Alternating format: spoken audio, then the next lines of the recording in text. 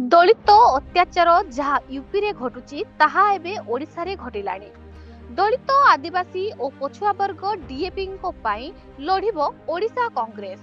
ଯାଜପୁର ଜିଲ୍ଲା ବଡ଼ଚଣା ଅନ୍ତର୍ଗତ ପ୍ରସିଦ୍ଧ ବୌଦ୍ଧ ପର୍ଯ୍ୟଟନ ସ୍ଥଳୀ ଉଦୟଗିରି ଠାରେ ଆନ୍ତର୍ଜାତିକ ବୌଦ୍ଧ ସମ୍ମିଳନୀ ଉପଲକ୍ଷେ ଝରିପଡ଼ା ପାହାଡ଼ ଅଞ୍ଚଳରେ ଅସ୍ଥାୟୀ ଶିବିର ତିଆରି କରିବା ପାଇଁ ସେଠାରେ ବସବାସ କରୁଥିବା ଆଦିବାସୀ ସମ୍ପ୍ରଦାୟଙ୍କ ଘର ବୁଲଡୋଜର ମାଧ୍ୟମରେ ଭାଙ୍ଗି ଦିଆଯିବାରୁ ନେଇ କଂଗ୍ରେସ ଭବନ ଠାରେ ଏକ ସାମ୍ବାଦିକ ସମ୍ମିଳନୀ ଅନୁଷ୍ଠିତ ହୋଇଥିଲା।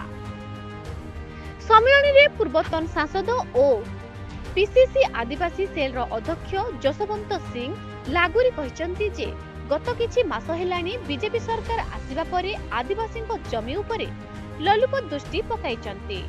ରାଜଗାଙ୍ଗପୁରର ଏୟାର ଷ୍ଟ୍ରିପ୍, ସୁନ୍ଦରଗଡ଼ ଲାଞ୍ଜିବେନା ଜମି ଅଧିଗ୍ରହଣ, କେନ୍ଦୁଝରର ପୋସ୍କୋ, ଟିକରପଡ଼ାରେ ଷ୍ଟାରଲାଇଟ୍ ପାଇଁ ଆଦିବାସୀଙ୍କ ଜମି ଅଧିଗ୍ରହଣ ବିନିମୟ ହିସାବରେ ସରକାର କରୁଛନ୍ତି। ଏବେ ଯାଜପୁର ଜିଲ୍ଲାର ଉଦୟଗିରି ଠାରେ ହେବାକୁ ଥିବା ବୌଦ୍ଧ ସମ୍ମିଳନୀ ପାଇଁ ମଝିପଡ଼ା ଗ୍ରାମ ଅଞ୍ଚଳରେ ପ୍ରଶାସନ ଆଦିବାସୀଙ୍କ ଘର ଭଙ୍ଗା ସହିତ ଗଛ କାଟି ଦେଇଛନ୍ତି।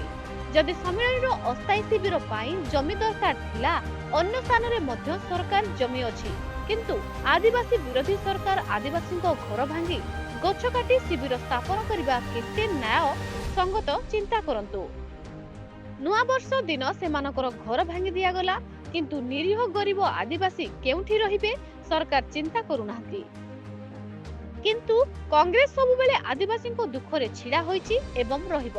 ଉପସ୍ଥିତ ଥିବା ବିଶିଷ୍ଟ କଂଗ୍ରେସ ନେତା ତଥା ବିସ୍ଥାପନ ଓ ପରିବେଶ ଆବାହକ ସୁଧାଂଶୁ ଶେଖର ଦେୟ କେବଳ ଓଡ଼ିଶା ନୁହେଁ, ସାରା ଦେଶରେ ଆଦିବାସୀ ମାନଙ୍କ ଉପରେ ହେଉଥିବା ଅତ୍ୟାଚାରକୁ ନେଇ ଗଭୀର ଉଦ୍ବେଗ ପ୍ରକାଶ କରି କହିଛନ୍ତି, ଓଡ଼ିଶା ଜଗନ୍ନାଥଙ୍କ ଦେଶ।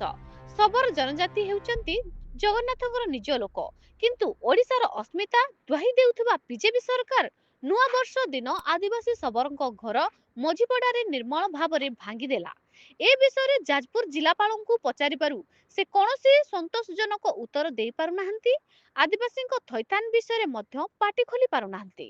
ଏହି ସାମ୍ବାଦିକ ସମ୍ମିଳନୀରେ ପ୍ରଶାସନ ପକ୍ଷରୁ ଘର ଭଙ୍ଗା ଯାଇ ପ୍ରତାଡ଼ନାର ଶିକାର ହୋଇଛନ୍ତି। ମଝିପଡ଼ା ଗ୍ରାମର ଅନେକ ଆଦିବାସୀ ବାସିନ୍ଦା ପୁରୁଷ ଓ ମହିଳା ଯୋଗ ଦେଇଥିଲେ। ଭୁବନେଶ୍ୱରରୁ ଭ୍ରମରବର ସାହୁଙ୍କ ରିପୋର୍ଟ, ନ୍ୟୁଜ ଓଡ଼ିଶା ଟିଭି।